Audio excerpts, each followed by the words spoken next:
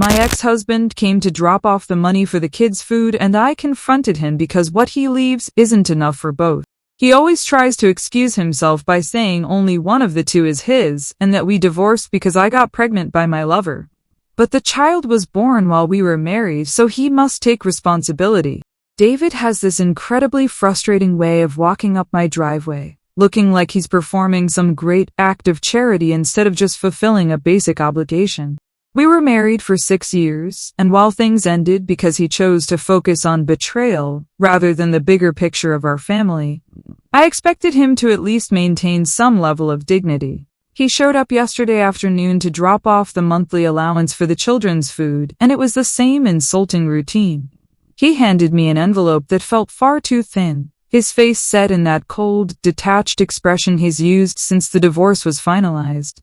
I didn't even have to open it to know he was playing his usual games with the numbers.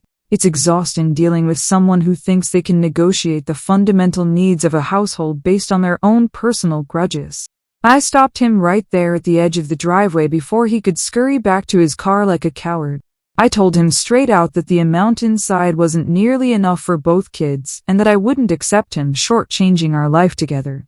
David just sighed. That condescending sound he makes when he wants to pretend I'm being difficult for no reason. He looked me in the eye and had the absolute audacity to bring up the lover story again, as if a few mistakes in the past somehow rewrite the present. He literally said he was only paying for the child he actually sired, which is such a primitive, narrow-minded way to look at a family. It's like he thinks DNA is more important than the legal structure we built together over nearly a decade. I wasn't going to let him slide with that outdated biological obsession, so I stood my ground and spoke to him in terms he couldn't ignore. I told him very clearly, David, the civil code is not interested in your feelings or who you think the biological father is. I reminded him that Leo was born during our legal marriage, which makes the entire debate over paternity a closed chapter. Legally, the presumption of paternity is absolute, and he signed that birth certificate with his own hand. He tried to walk away, muttering about how he won't pay for a child that doesn't share his blood, but I followed him to his car door. I made sure he understood that his personal theories about the pregnancy don't overrule the laws of this state. After he drove off, I spent the entire night on legal forums and advice boards making sure my position was bulletproof.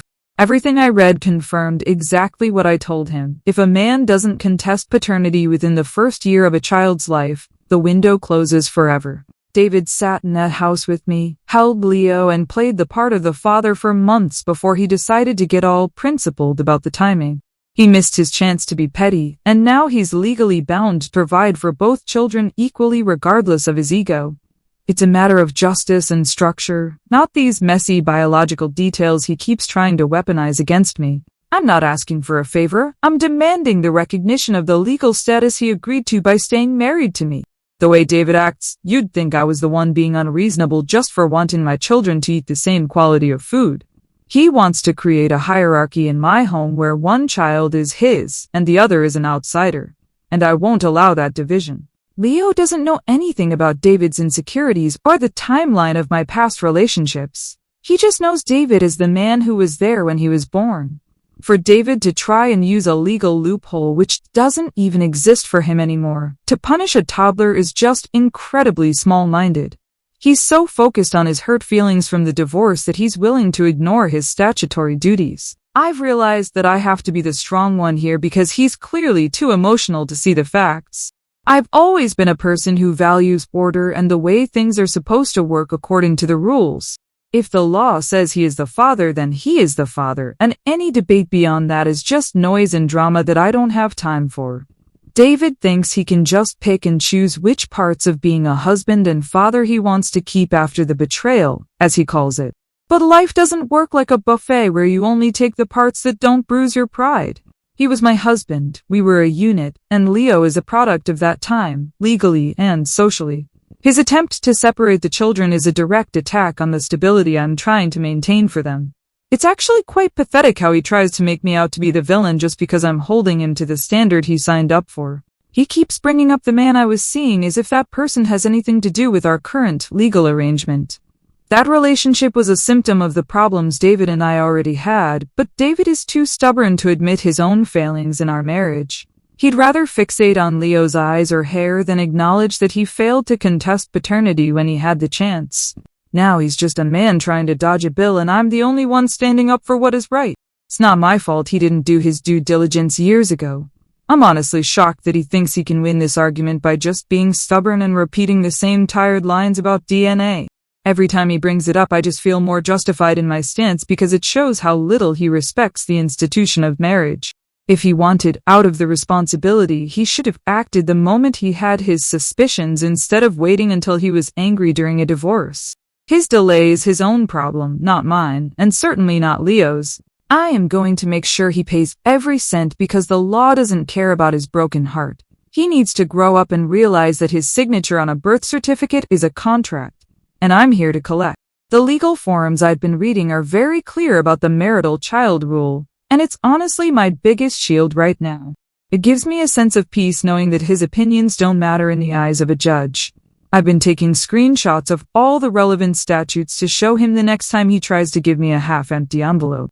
He thinks he's so smart, but he's just reacting emotionally. Whereas I am looking at the cold, hard facts of the civil code. It's actually quite empowering to know that I have the entire weight of the legal system behind me. He can pout and cry about the past all he wants, but the bank account doesn't lie. He tried to make me feel guilty by saying I was extorting him for another man's kid, but that's just his way of deflecting. How can it be extortion to ask for support for a child that is legally his? He's the one being cruel by trying to abandon a child he's known since day one just because of a DNA test he took behind my back. That test isn't a legal document. It's just a piece of paper that confirmed what he already suspected but was too lazy to act on legally. I'm the one protecting the family structure here while he's trying to tear it down for the sake of his ego. I won't let him succeed in making Leo feel like he's less than his sister. The conversation ended with him basically storming off, which is typical for David when he realizes he's losing an argument. He didn't have any real rebuttal to the civil code argument, so he just resorted to insults and silence. I watched him drive away feeling a strange sense of victory, even though I didn't get the extra money right then. I know he's scared because he realizes I'm not just going to take his voluntary crumbs anymore. He's used to me being the one who messed up, but now the tables have turned and he's the one in the wrong. I am the one following the law and he's the one trying to break it. I woke up today feeling very determined to see this through to the very end. I don't care if people think I'm being harsh or unreasonable because they don't understand the importance of legal consistency. If we start letting men decide which kids are theirs based on how they feel about their ex-wives, society would collapse into chaos. There has to be a standard, and that standard is the marriage certificate and the birth record. David is just going to have to accept that his truth doesn't mean anything in a courtroom. I am ready for the fight, and I know I'm on the right side of history and the law. Main story comments. Anonymous user 1 says this is insane logic. You admitted the kid isn't his and you're still trying to force him to pay for your affair baby just because of a legal loophole? Why should he suffer for your mistake? Ops reply, it's not a mistake. It's a legal status. If he wanted out, he should have read the law before the birth certificate was signed. I'm just following the rules of the society we live in. Anonymous user 2 says you sound like a total gold digger. You cheated, got pregnant by someone else, and now you're using the law to trap your ex-husband into funding your lifestyle. Ops reply, I am a mother protecting the rights of a child born in wedlock. Your ignorance of the law doesn't make me a gold digger. It just makes you another person who doesn't value family structure. Update 1. It's been 3 days since my last update, and I haven't let a single second go to waste while David remains silent. I realized that waiting for him to do the right thing was a waste of my energy, so I decided to take matters into my own hands. I spent several hours yesterday drafting a formal demand letter myself, using a collection of high-end legal templates I found on a professional site. I didn't need a lawyer to tell me what I already knew, so I made sure to highlight the specific sections regarding marital children in bold. I included the exact penalties for non-compliance with support obligations just to make sure David understands this isn't a suggestion. It felt good to see my arguments laid out so clearly on paper, looking just as professional as anything a law firm would produce. David hasn't responded to any of my texts since the driveway incident, which is just his usual way of burying his head in the sand. He thinks if he ignores me, the law will somehow stop applying to him. But that's not how the world works. I sent the letter via certified mail so he can't pretend he never received it, and I also emailed a PDF copy to his work address. He finally broke his silence this morning with a very short, very clipped email saying he is consulting someone about the situation. Honestly, I say good for him. Let him consult anyone he wants. He's probably hoping some lawyer will tell him there's a magic trick to get out of his responsibilities, but the law is the law. He really seems to think he can pick and choose which child to feed based on some personal grudge he's nursing. It's so transparently about his ego and his need to punish me for how our marriage ended. He can't separate his feelings for me from his legal obligation to the children, which is incredibly immature for a man his age. I told him in my follow-up email that if the full amount for both kids isn't in my account by Friday, I will file a formal motion with the court. I'm not playing games anymore, and I'm not going to let him think he can negotiate with me like I'm some subordinate. He's the one who failed to act when he had the chance, and now he has to pay the price for his own delay. I've been feeling quite proud of how I've handled this so far, even if my friends think I'm being a bit intense. They don't understand that if I give David an inch, he'll take a mile and leave me with nothing but his excuses. I have to be firm because I am the only one looking out for Leo's future right now. David would happily let Leo go without just to make a point, and I find that absolutely disgusting for someone who called himself a father for so long. The templates I used were very clear about the fact that paternity is about more than just biology. It's about the best interests of the child, and it is certainly in Leo's best interest to have the financial support he is legally entitled to. I've even started a spreadsheet to track every time David has underpaid or tried to dodge a conversation. If we end up in front of a judge, I want to show exactly how much of a struggle he's made this for me. He's trying to frame this as me being greedy, but I'm just asking for what the law dictates is fair. It's not about the money itself, it's about the principle of the matter and the structure of our society. You can't just walk away from a child because you're mad at their mother. That's not how being an adult works, and I'm going to make sure he learns that lesson one way or another. The legal language I've been using has really given me a sense of authority that I didn't have before. When I talk to David now, I don't sound like a scorned ex. I sound like someone who knows her rights and isn't afraid to enforce them.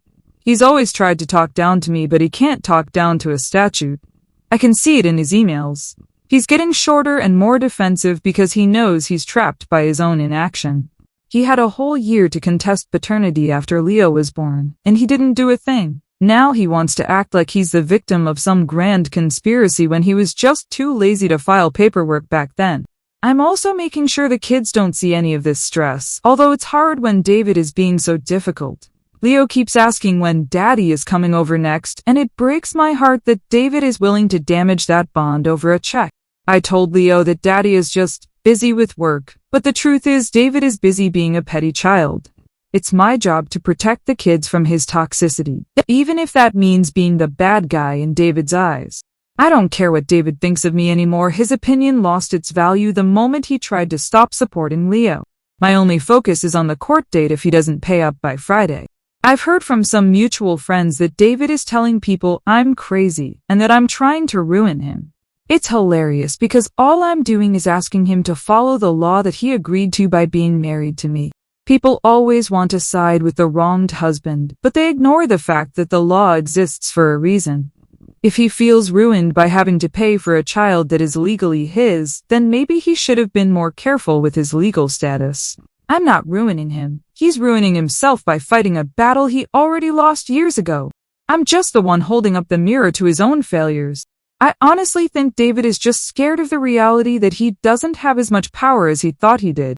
He's used to being the one who controls the finances and the narrative, but now I'm the one with the legal templates and the statutes. It's a complete shift in the power dynamic, and he clearly hates it. He can consult whoever he wants, but any lawyer worth their salt will tell him that a marital child is a marital child. There's no undo button for a birth certificate just because you're having a midlife crisis about your ex-wife's past. I'm going to keep pushing until that money is in my account. I've been sleeping better lately, actually, knowing that I'm taking action. For a long time, I felt like I was at David's mercy, waiting for whatever gift he felt like giving me each month. But now I realize that I don't have to wait for his permission to be supported. The law is my partner now, and it's a much more reliable one than David ever was. I'm looking forward to Friday because it will be the moment of truth. Either he pays or he sees just how far I'm willing to go to get what is owed to my family. He shouldn't have underestimated me. Update 1 comments. Anonymous user 1 says you're playing a dangerous game. Playing lawyer with DIY templates usually ends with you getting wrecked in a real court. David, consulting a pro is a sign you should probably stop before you make it worse. Ops reply, the law is written in English. I don't need a degree to quote a statute that is clearly on my side. Professional lawyers just overcomplicate simple facts to justify their fees. Anonymous user 2 says, I really hope David gets a DNA test and a real lawyer ASAP. You're literally trying to force a man to pay for a child that isn't his biological kid. That's messed up. Ops reply, DNA is irrelevant once the legal deadline to contest has passed. He's trapped by his own delay, and his lack of action is his own fault. Facts over feelings. Update 2. It's been 1 week since my last update, and predictably, David chose the path of most resistance. Friday came and went, and when I checked my bank account, only the usual insufficient amount for the first child had been deposited. I waited until Saturday morning to see if there was a bank delay, but nothing changed. Instead of the full amount, I got a text from him that actually made my blood boil with its sheer arrogance. He had the nerve to say he was willing to pay a little extra as a gift every now and then, but he made it very clear he would never acknowledge it as a legal obligation for Leo. I rejected his gift immediately and told him exactly where he could stick his charity. I don't want gifts or favors from a man who refuses to acknowledge the law of the land. Accepting a gift would be like admitting that he's right, and that Leo isn't his legal responsibility. I want the recognition of the law, the full amount, and the respect that comes with fulfilling a statutory duty. David thinks he can use money to manipulate my emotions and make himself feel like a good guy, but I'm not falling for it.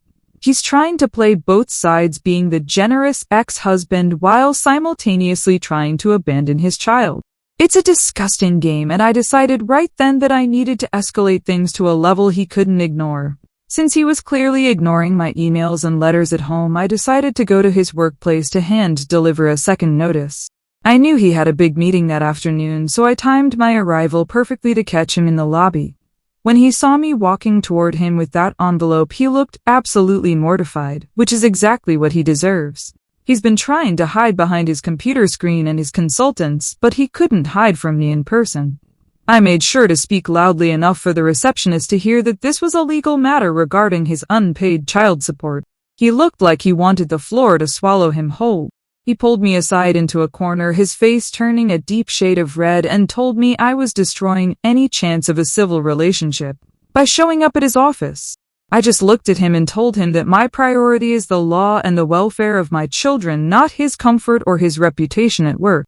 If he's embarrassed by his actions, then he should change his actions, not blame me for exposing them.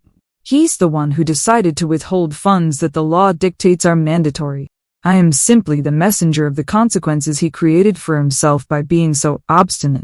He was shaking as he took the envelope, and I walked out feeling like I had finally regained my power.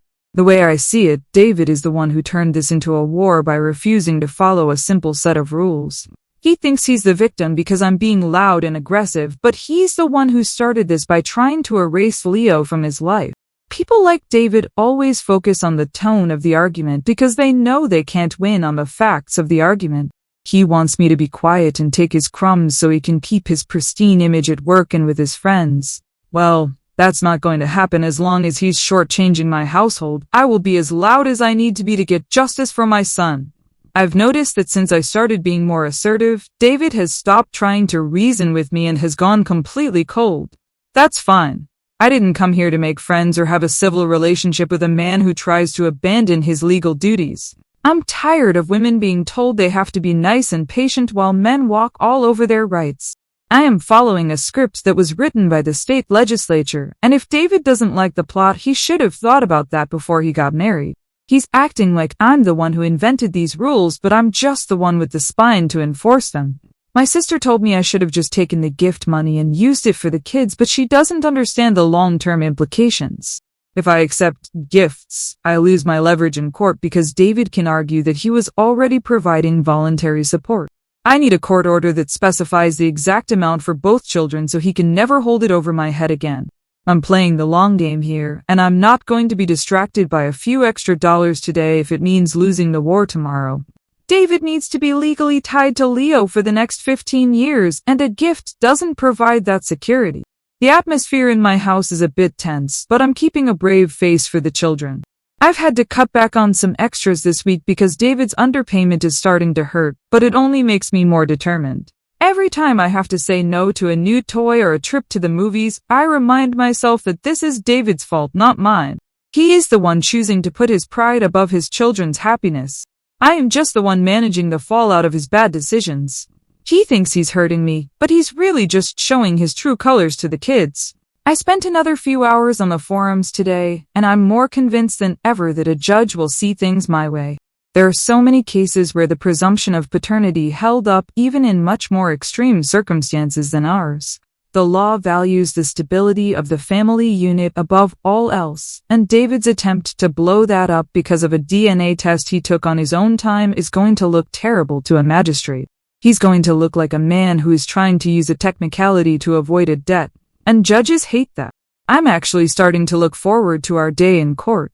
David sent me one final message tonight saying he's done trying to help me, and that from now on, everything goes through his lawyer. Finally, I've been waiting for him to get serious so we can end this stalemate. He thinks a lawyer is going to protect him, but a lawyer is just going to tell him exactly what I've been saying for weeks. He's just wasting more money on legal fees that could have gone to the kids, which is just typical of his poor decision-making. I'm ready for whatever they throw at me because I have the civil code on my side, and that's more powerful than any high-priced attorney. Update 2 comments. Anonymous user 1 says you showed up at his workplace? That is the fastest way to make a judge hate you. Harassing him at his job is not assertive, it's unhinged and will hurt your case. Ops reply, he's the one harassing me by withholding the funds the law dictates. If he doesn't want me at his work, he should pay his bills. It's very simple.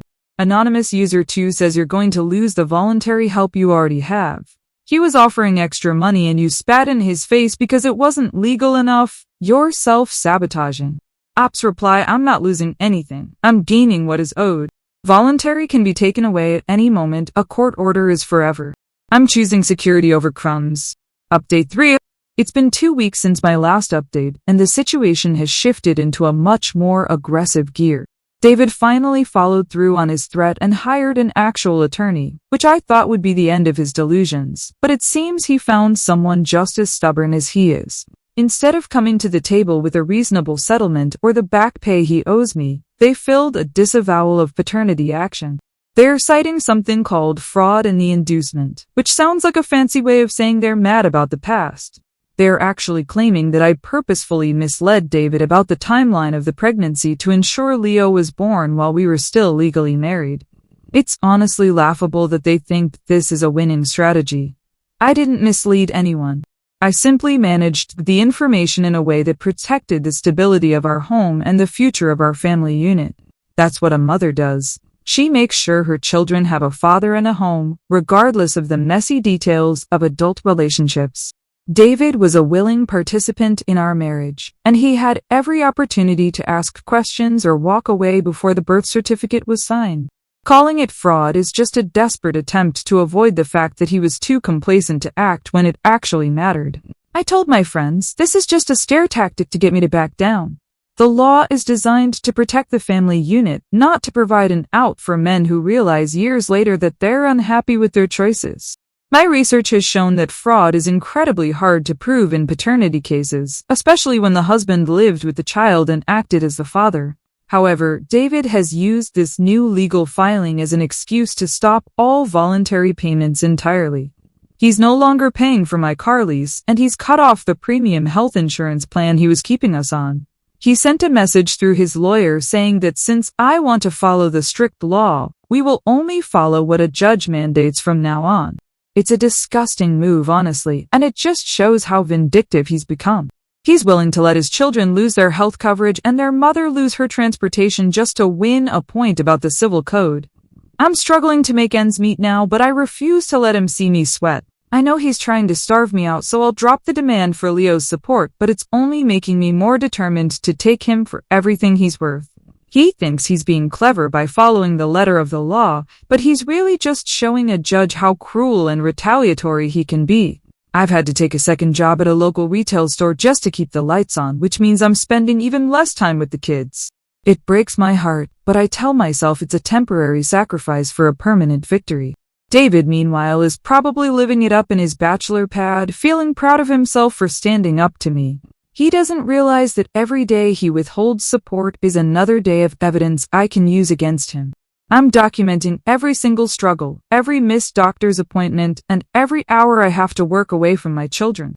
He's digging his own grave, and his lawyer is just handing him the shovel. My friends are starting to get worried, and some of them are even suggesting I should try to mediate with him. They don't understand that you can't mediate with someone who is trying to delegitimize your child. David isn't just arguing about money anymore. He's trying to legally erase the fact that he was Leo's father for the first 2 years of his life. That is an act of war, and you don't mediate with someone who is trying to destroy your son's identity. I am standing on the side of truth and legal consistency, and if that means I have to suffer for a few months, so be it. I've always been the one who had to carry this family anyway. The fraud accusation is particularly insulting because it implies that I was the only one with agency in our marriage. David was there every day. He saw the doctor's reports, he saw the ultrasounds, and he chose to believe what he wanted to believe because it was easier for him. Now that he's bitter, he wants to pretend he was some innocent victim of a grand scheme. It's pathetic. A real man would have either handled it at the time or accepted his responsibility now. But David isn't a real man. He's just a guy with a lawyer and a grudge. I'm not going to let his revisionist history change the facts of our legal reality. I've been spending my lunch breaks at my new job reading more case law, and I'm finding a few things that are a bit concerning, but I'm choosing to focus on the wins. There are some judges who are more traditional and might listen to his fraud argument, but I'm betting on getting a judge who respects the finality of the birth certificate. The law has to mean something, or else the whole system falls apart. If a man can just say, "I was lied to," and walk away after 2 years, then no child is safe. I'm fighting for all the mothers who have been in my position, not just myself. The car situation is the most stressful part because I needed to get the kids to school and to get to my 2 jobs. David knows this, which is why he targeted the car lease first. It's a calculated, low-blow move intended to break my spirit. But he forgets that I've always been the stronger one in this relationship. I'll take the bus, I'll walk, or I'll carpool before I give him the satisfaction of seeing me cry. He's trying to treat me like a stranger he can just cut off, but he's forgetting that I'm the mother of his children. His lack of empathy is truly staggering. I'm waiting for our first hearing date, which should be in a few weeks. I'm preparing my own statements and organizing all my evidence. I don't need a high-priced lawyer to tell my story. The facts speak for themselves. David can hide behind his fraud claims all he wants, but when he has to explain to a judge why he's suddenly decided a toddler isn't his problem anymore, he's going to look like a monster. I'm playing a long game, and I know that in the end, the law will provide the justice that David is trying so hard to avoid. Kindness was just a mask. He wore the court order will be his new reality. Update 3 comments. Anonymous user 1 says you traded his kindness for a legal war you might lose. He was paying for your car and insurance even though you cheated and you threw it away for a technicality. Hope it was worth it. Ops reply kindness is temporary. A court order is permanent. I'm playing the long game to ensure Leo has the same rights as his sister. I don't want his mercy. I want what is legally required. Anonymous user 2 says, managed the information? That is literally the definition of fraud. You lied about the dates to trap him. Did you actually think a judge wouldn't see through that stability excuse? Ops reply, I managed the information to protect the stability of the home. That's what a mother does. David was happy to be the father until he decided to be a victim. His choice to stay is his own responsibility. Update 4. It's been 1 month since my last update, and I am sitting here in a house that feels far too empty and quiet. Everything I thought I knew about the law and justice has been turned upside down by a judge who clearly didn't care about the best interests of the child. During the hearing, I stood my ground and presented my legal demands with the same confidence I had on the forums, but it backfired in a way I never could have imagined. Because I was so honest about managing the information, which I still believe was the right thing to do for the family. The judge saw it as a clear and admitted deception. David's lawyer was like a shark, using my own words and my aggressive DIY legal letters to paint me as a manipulative extortionist who was weaponizing the civil code. The judge looked at me with such disdain as he delivered his ruling, and it was like the air was sucked out of the room. He decided that because of my malicious intent and the calculated nature of the deception regarding the pregnancy dates, David was granted an extraordinary exception to contest paternity past the usual 1-year deadline. I sat there in shock as the judge ruled that David was no longer Leo's legal father. Not only that, but because the judge felt I had tried to extort extra money from David using legal technicalities while knowing the biological truth, he set the child support for our first daughter at the absolute state minimum. He basically punished me for being firm about my rights, calling my behavior hostile to the spirit of the law. The collapse was immediate and total. David didn't even look at me as he walked out of the courtroom with his lawyer, looking like a man who had just been liberated from a prison. He used to be so involved with both kids, even after the divorce. He'd come over and take them both for ice cream or buy Leo's school supplies out of habit and genuine affection. But after the way I handled the legal battle and the things I said in those letters, he's cut off all contact that isn't strictly about our daughter. He does nothing for Leo now. No visits, no gifts, no extra money. He won't even look at Leo when he picks up his sister for his weekend, leaving my poor son standing at the window wondering why Daddy doesn't want him anymore. I am receiving 40% less money now than I had when David was just giving me voluntary crumbs, and I have no way to pay for the car or the insurance I lost. My justice left me broke, and my structure left my son without a father figure. I have to look into Leo's confused, tear-filled eyes every day and try to explain why our family fell apart. And the truth is too bitter to tell him. I thought the law was a shield that would protect me no matter what I did, but it turns out the law can be a sword that cuts both ways. My obsession with the code and my refusal to accept David's peace offerings destroyed the only stability my children had left. I fought for a permanent court order, and I got one. It just happens to be one that leaves us with almost nothing. Now, I'm just a woman in a house I can barely afford, realizing that being right, according to a template, doesn't put food on the table or keep a family together.